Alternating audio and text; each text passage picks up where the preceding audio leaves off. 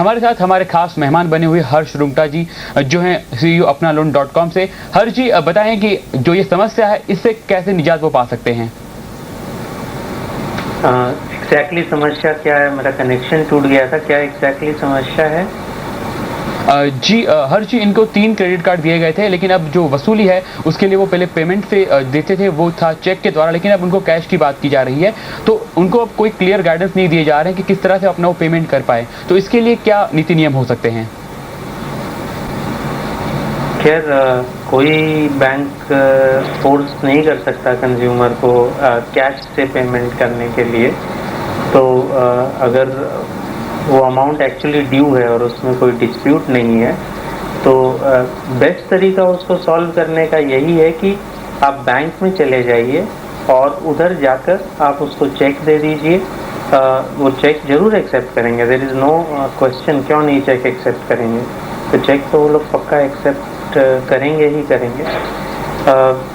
They can not insist on cash. कोई भी bank cash के लिए तो इंसिस्ट नहीं कर सकता और मेरे ख्याल से कोई बैंक करता भी नहीं। अब ये रिकवरी में ज़रूर होता है कि चेक का चूँकि पास होने का टाइम होता है, 2 दिन या 3 दिन लगते हैं, एंड रिकवरी एजेंट्स के जो मेहनताना होता है वो रिकवरी पर होता है, तो कई बार उनको जल्दी होती है कैश लेने की।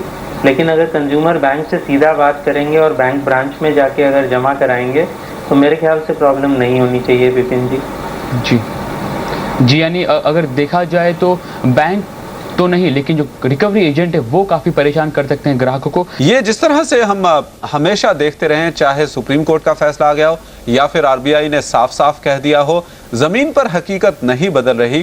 क्या बैंक जो है वो लीगल कदम उठा सकते हैं? किस तरह के कदम उठा सकते हैं ये तो कहा ही नहीं जा सकता खैर कि क्या इस तरह के एजेंट्स को भेजना सही है, पर ग्राहकों के पास क्या क्या ऐसे रास्ते हैं जिससे वो ऐसी चीज से लड़ सकते हैं? बैंक कितनी हद तक जा सकता है? खैर अगर आम तौर पर लें तो बैंक के पास 2 बहुत ही कारगर उपाय होते हैं एक डिफ़ॉल्टर के अगेंस्ट में कदम लेने के। सबसे बड़ा उपाय तो ये है कि अब क्रेडिट ब्यूरो में आपका डिफ़ॉल्ट जो है वो रजिस्टर हो जाएगा। तो अगर आपने डिफ़ॉल्ट किया है तो फ्यूचर में आपको लोन मिलने की जो चांसेस है वो बहुत कम हो जाएगी या आपको बहुत महंगा लोन मिलेगा। तो वो एक बहुत बड़ा बैंक के हाथ में वो एक बहुत ही यूजफुल वेपन है और करेक्ट वेपन है। अगर आप डिफॉल्ट कर रहे हैं तो पूरा ये तो थोड़ा बाद की बात हो गई, लेकिन जब कार्रवाई होती है, अगर किसी का कुछ बैलेंस है, बकाया है, ऐसे में बैंक क्या कदम उठा सकता है? कितनी हद तक कदम उठाना उसे लीगल है, अलाउड है? वो तो खैर आपके प्रोग्राम में भी साफ किया है, रिजर्व बैंक ने बार बार उसको दोहराया है। सुप्रीम कोर्ट का भी रिसेंट डिसीजन है कि किस दायरे में बैंक्स अपनी रिकवरी कर सकती हैं, चाहे कोई भी टाइप का लोन हो, चाहे बैंक्स हो चाहे NBFCs हो।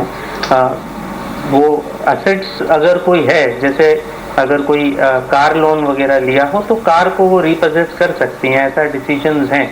लेकिन किस तरीके से कस्टमर से पेश आना चाहिए इसके बारे में RBI के भी डायरेक्शंस हैं और सुप्रीम कोर्ट के भी डायरेक्शंस हैं। तो वो मेरे ख्याल से क्लियर हैं, उसको तो और उजागर करने की कोई खास जरूरत नहीं। चलिए बातचीत जारी रखिए। एक कॉलर हमारे साथ हैं, सुशील झुंझुनवाला कोलकाता से। सुशील जी स्वागत है, बताइए क्या पूछना चाहते हैं या फिर क्या एक्सपीरियंस आप शेयर करना चाहते हैं? वास्तव में मैंने 2 साल पहले एक स्टेट बैंक ऑफ इंडिया का क्रेडिट कार्ड लिया था जी। उन्होंने मेरे से बिना पूछे मेरा एक मेडिक्लेम कर दिया, जिसका मैंने फर्स्ट ईयर भुगतान कर दिया था जी। फिर नेक्स्ट ईयर भी बिना मेरे से पूछे वापस मेरे ऊपर मेडिक्लेम का बिल छोड़ दिया उन्होंने।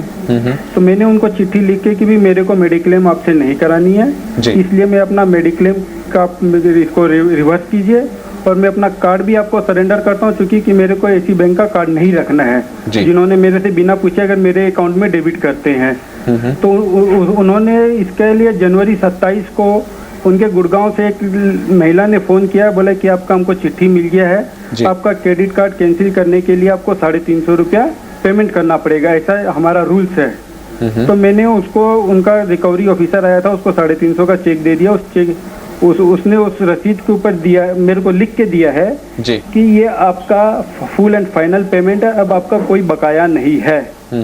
उसके बाद भी अभी उन्होंने एक बिल भेजा है कि 5000 रुपया आपका ड्यू है, इस बीच में मेरा एक ऑपरेशन हुआ था, तो उनका बीच में फ़ोन जब आया, मैंने बोला कि ठीक है, अगर आपने मेरा मेडिक्लेम कैंसिल नहीं करते हो तो मेरे को आप मेडिक्लेम का डॉक्यूमेंट्स दो, मैं अपना इसका क्लेम करता हूँ, या आप मेरे को क्लेम करा के दो। आप चूंकि की एजेंट हो, आपको तो क्लेम दिलाना चाहिए, मेरे को 15,000 रुपया मेरा खर्चा हुआ है। तो उन्होंने मेरा मेडिक्लेम को कैंसिल करके 300 कुछ रुपया मेरे अकाउंट में क्रेडिट कर दिया, और आज के दिन 5,300 रुपया मेरे को बकाया दिखा दिया। जी हर्ष जी, इन की जो समस्या है वो पहले तो टिपिकल इस मामले में है कि आमतौर पर बिना पूछे बैंक इंश्योरेंस लगा देते हैं, ये तो बहुत ही ज्यादा कॉमन आजकल प्रॉब्लम हो गई है। दूसरा, जैसे इन्होंने अपना पूरा हाल सुनाया, किस तरह से 350 रुपए भी मांगे गए क्रेडिट कार्ड को कैंसिल करने के लिए। हो सकता है कुछ बकाया हो या कोई और चार्जेस हो, लेकिन कैंसिल करने के लिए क्या कभी कोई चार्जेस हो सकते हैं? खैर, ये तो कार्ड के टर्म्स एंड कंडीशंस पे डिपेंड करता है, लेकिन एक चीज़ मैं कहना चाहूँगा नवीन जी की एक सबसे बड़ी भूल जो एक ग्राहक करता है कि वो जो बैंक के साथ बातचीत करता है उसका कोई रिकॉर्ड नहीं रखता। तो जब उन्होंने कार्ड को कैंसिल किया उस समय उसको आप रजिस्टर्ड एडी से भेजिए या आप हैंड डिलीवरी करवाइए, उसका एक्नॉलेजमेंट आप लीजिए। इनके पास तो खैर फुल एंड फाइनल सेटलमेंट की रिसीट है, तो इनको बिल्कुल भी प्रॉब्लम नहीं होगी। बैंक आज रिजर्व बैंक ऑफ इंडिया में एक बहुत ही अच्छा उपाय जो है जिससे कई ग्राहकों को फायदा हुआ है, वो है बैंकिंग ओम्बड्समैन का। आपके चैनल के जरिए इस उपाय को हमें और ग्राहकों को बताना चाहिए। आप आरबीआई की साइट पे जाइए www.rbi.org.in, वहाँ पर आपको बैंकिंग ओम्बड्समैन की डिटेल्स मिलेंगी। आपकी एरिया के लिए बैंकिंग ओम्बड्समैन का ईमेल एड्रेस क्या है, टेलीफोन नंबर क्या है, एड्रेस क्या है, नंबर क्या है, सारे डिटेल्स मिलेंगे। आप चाहे तो ऑनलाइन भी कंप्लेंट फाइल कर सकते हैं, चाहे राइटिंग में फाइल कंप्लेंट कर सकते हैं। आपने बैंक के साथ क्या कंप्लेंट फाइल करी थी इसकी डिटेल्स आपको देनी होगी। आप वहाँ पे साइट पर जाके देखिए, ऐसे कई ऐसे जो ये कंप्लेंट्स हैं, बिना पूछे इंश्योरेंस लगाने की, फीस बिना बताए फीस लगाने की, इसमें कई ग्राहकों को ऑलरेडी रिलीफ मिला है। इनके पास तो बकाया न बकाया होने की रसीद है, तो इन्हें तो पक्का ही रिलीफ मिलेगा।